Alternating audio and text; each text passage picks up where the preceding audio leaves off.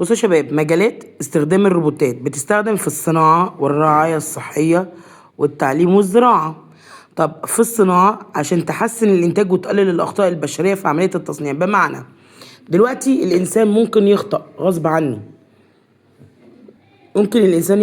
عنه، طب الروبوت نادر ان لما يغلط. وكمان الروبوت يقدر مثلا لو انت في مصنع احذيه، البني ادم ممكن يعمل 10 حتت في اليوم، وممكن يعمل 20 و30. ليه؟ لانه متبرمج على حاجه معينه ووقت محدد يخلص فيه الحذاء ده، الجزمه دي اقصد. تمام.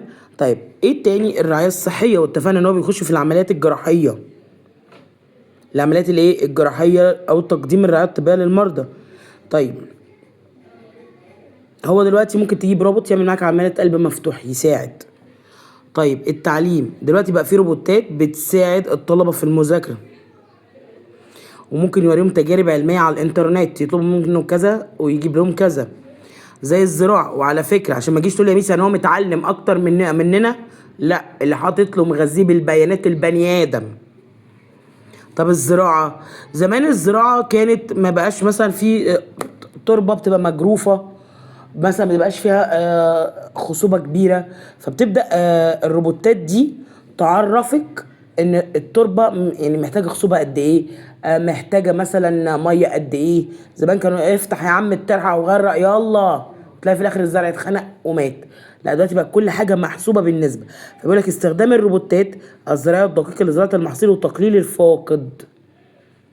يعني ممكن دلوقتي الروبوتات دي تخليكي بالطريقه اللي انت لو مشيتي بيها تزرعي الارض دي مره واثنين وثلاثه. فهمنا الكلام ده؟ طيب ركز بقى معايا في النقطه دي، نركز في التحديات. بيقول لك التحديات تكنولوجيا الروبوتات. على الرغم من الفوائد العديده للروبوتات، الا ان هناك عدد من التحديات تواجه هذه التكنولوجيا، زي الامان، الحاجه الى ضمان سلامه الروبوتات اثناء العمل. لازم الروبوتات دي تكون في سلام، يعني ما تحطش الروبوت في درجه حراره عاليه. انت طبيعي لو حطيت حتى حاجه في درجه حراره عاليه ممكن تفرقع تسيح، لان احنا اتفقنا ان الروبوت بيتصنع يا من البلاستيك يا من الكربون يا من المعدن، فطبيعي ما ينفعش لدرجه حراره عاليه مثلا. التوظيف دلوقتي بقت فيه مشكله، ونركز في نقطه التوظيف. ان التوظيف من التحديات، ان الروبوتات ممكن تحل محل البشر، ودي بقت مشكله. ان الواحد بقى يخاف ان الروبوتات هي دي تحل مكانه، ده غلط. انا ده بالنسبه لي من وجهه نظري. الاخلاقيات، الروبوتات دلوقتي لما بنيجي نصنعها بقت القضايا المتعلقه بالرطوبات تاثر على المجتمع. بمعنى ان الروبوت دلوقتي لازم يحافظ على سريتك، على بياناتك، محدش يشوفها ويتعامل بيها غيرك. طب تعالوا بقى نركز برضو في الفوائد. احنا عندنا التحديات والفوائد، نركز فيهم. الفوائد زي زيادة الكفاءة الإنتاجية. احنا اتفقنا وقلنا ان دلوقتي الروبوتات بنستخدمها في المصانع، تقدر انها تشتغل وما بتتعبش. يعني تشيل الحديد تنقل تروح، ما عندهاش تعب، عكس بني ادم ليه قدرة وبتتعب. ثانيا ان هي بتقلل الاخطاء اللي موجودة عكس البشر، وتوفر الوقت. بدل ما انا بعمل مثلا الحاجة في 3 ساعات، اقدر ان انا اعملها في ساعة. مما يزيد كمان من كفاية الإنتاج في المصانع ويوفر الوقت. لسه شارحينها. وخطوط الإنتاج، واتفقنا خطوط الإنتاج إن هو يقدر يقوم بالمهام المتكررة بدقة وبدون أي تأخير. زي ما أنا قلت إن هو بيوفر له وقت معين، يعني بيبقى ليه وقت معين يخلص فيه ولازم يخلص، لأن هو بيبقى ماشي ببرمجة معينة 1 2 3 4 ورا بعض. طب الدقة العالية وتقليل الأخطاء.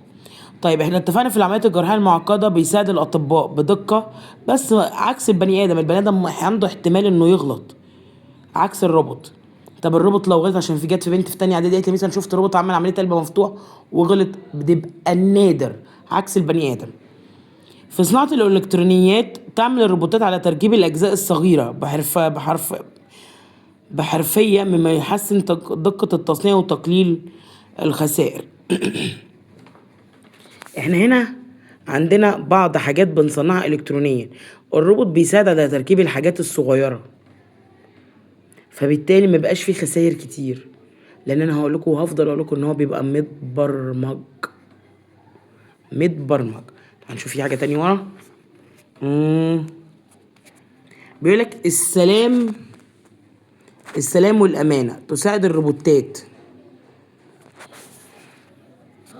كده، أعتقد كده أفضل. تساعد الروبوتات في المهام الخطرة، زي مثلا عايزين مثلا يفكوا قنبلة، ممكن يبرمجوا الروبوت انه يفك القنبله. طب القنبله لو فرقت فيه مش ما حدش هيزعل عليه اصلا، لانه كده كده اصلا حته حديده، فبالتالي بيخلوا البشر في امان. طيب في المصانع بيساعد يشيل الاوزان الكبيره، مثلا لو مواد كيماويه خطيره ممكن يدخلوا الروبوت هو اللي يعمل الحاجه ومفيش تاثير عليه برضه. طب التكلفه مع العمل المتنوع،